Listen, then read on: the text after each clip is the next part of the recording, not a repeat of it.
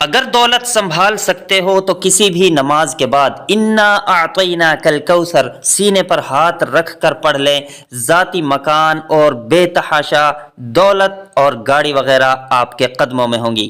محترم ناظرین، آج کا قیمتی وظیفہ میں آپ کو بتانے جا رہا ہوں۔ یہ ایک خاص عمل میں آپ کے ساتھ شیئر کر رہا ہوں۔ اس وظیفے کی اتنی برکت ہے کہ آپ کے بگڑے کام سنور جائیں گے، آپ کا دولت کا مسئلہ حل ہو جائے گا، لڑائی جھگڑے کا مسئلہ ختم۔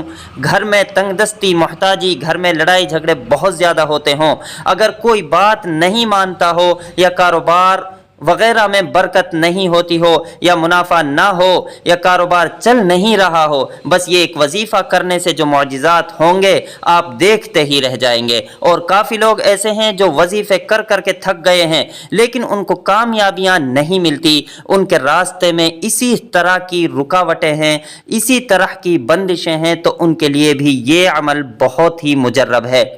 وہ بھی اس وظیفے کو کر لیں تو انشاءاللہ العزیز ایسا معجزہ ہوگا کہ اللہ پاک اس کی غیب سے مدد فرمائیں گے، تمام مشکلات اور پریشانیاں ختم ہو جائیں گی۔ آج کے دن یہ خاص وظیفہ کیجئے۔ اس سورت کو پڑھنے والا آج تک کبھی کسی حاجت سے محروم نہیں رہا۔ اس آیت کو پڑھنے والے کو مانگنا نہیں پڑتا اور اسے مل جاتا ہے۔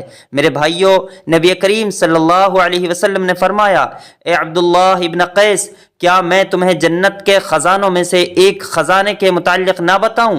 میں نے عرض کیا، یا رسول اللہ صلی اللہ علیہ وسلم، کیوں نہیں، ضرور بتائیں۔ تو آپ صلی اللہ علیہ وسلم نے فرمایا، تم کہو لا حول ولا قوت الا باللہ، نہ گناہ سے بچنے کی ہمت، نہ نیکی کرنے کی طاقت مگر اللہ کی توفیق سے ہی ممکن ہے۔ یہ بخاری مسلم کی روایت ہے۔ تو میرے بھائیوں، آج کا یہ جو وظیفہ ہے اس کو کتنی تعداد میں پڑھنا ہے، کس وقت پڑھنا ہے، اور اس وظیفے کے پڑھنے سے کیا کیا فوائد آپ کو ملیں گے، آج کی یہ خاص ویڈیو میں ہم آپ کو اس کے متعلق سب کچھ بتائیں گے۔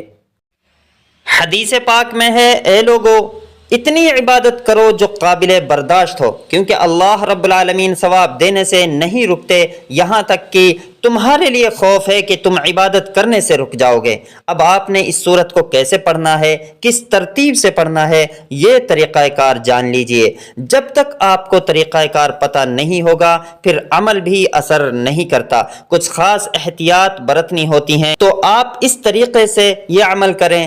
کوئی بھی وقت آپ چن لیں، چاہے فجر ہو، ظہر ہو، عصر، مغرب، عشاء، تہجد، کسی بھی نماز کے بعد آپ یہ عمل کر سکتے ہیں، اس میں کوئی پابندی نہیں ہے۔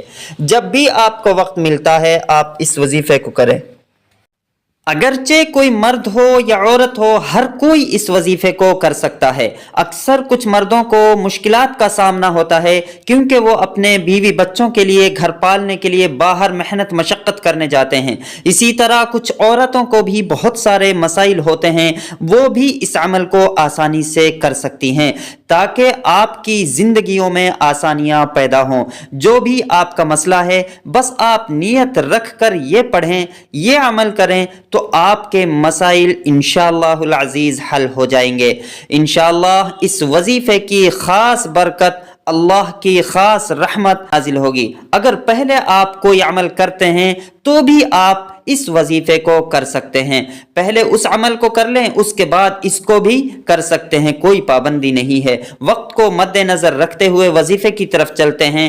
اعوذ باللہ من الشیطان الرجیم، بسم اللہ الرحمن الرحیم، یہ لازماً پڑھیں۔ اس کے بعد آپ درود شریف پڑھیں۔ ایک بار میرے ساتھ بھی پڑھیے، اللہم صلی علی محمد وعلی آل محمد کما صلیت علی ابراہیم وعلی آل ابراہیم انک حمید مجید، اللہم بارک علی محمد وعلی آل محمد کما بارکت علی ابراہیم وعلی آل ابراہیم انک حمید مجید۔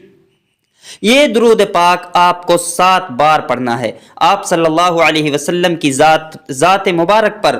اور اگر کسی میرے بہن بھائی کو یہ درود پاک نہیں آتا ہے تو کوئی سا بھی درود جو آسانی سے آپ کو یاد ہو وہ پڑھ سکتے ہیں، یا صرف صلی اللہ علیہ وآلہ وسلم کہہ سکتے ہیں۔ اس کے بعد سورہ کوثر یعنی انا اعطینا کل کوثر پڑھنی ہے۔ قرآن پاک کی یہ سورت جو ہے ہم بہت اچھے طریقے سے جانتے ہیں، کتنی بار پڑھنی ہے سب طریقہ انشاءاللہ بتاؤں گا۔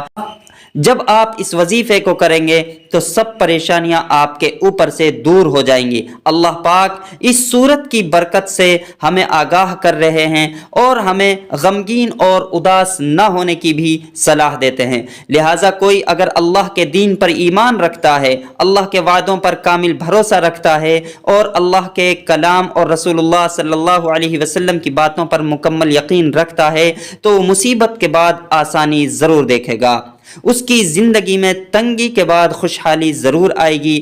آپ اس سورت کو صرف 21 بار سینے پر ہاتھ رکھ کر پڑھیں، اچھی طرح پڑھیں، اور جو آپ کا مقصد ہے اس مقصد کو ذہن میں رکھ کر پڑھیں۔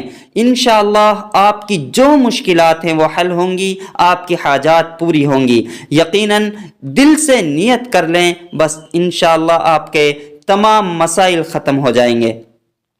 اس کے ساتھ ساتھ لا حول ولا قوت الا باللہ العلی العظیم بھی پڑھنا ہے۔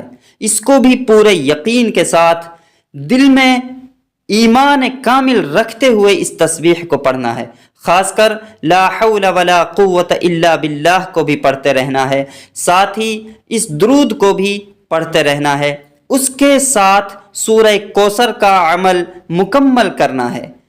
ایک بار رسول اللہ صلی اللہ علیہ وسلم نے فرمایا، کیا آپ لا حول ولا قوت الا باللہ کا مطلب جانتے ہیں؟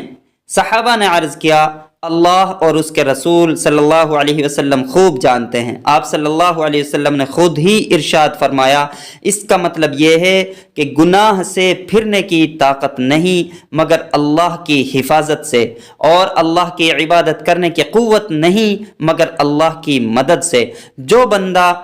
اور فرمایا جو بندہ ہر وقت استغفار کرتا رہتا ہے، اللہ اس کی ہر مشکل آسان کر دیتا ہے اور ہر غم کو دور کر دیتا ہے، اور ایسی جگہ سے روزی دیتا ہے جہاں سے اسے گمان بھی نہیں ہوتا۔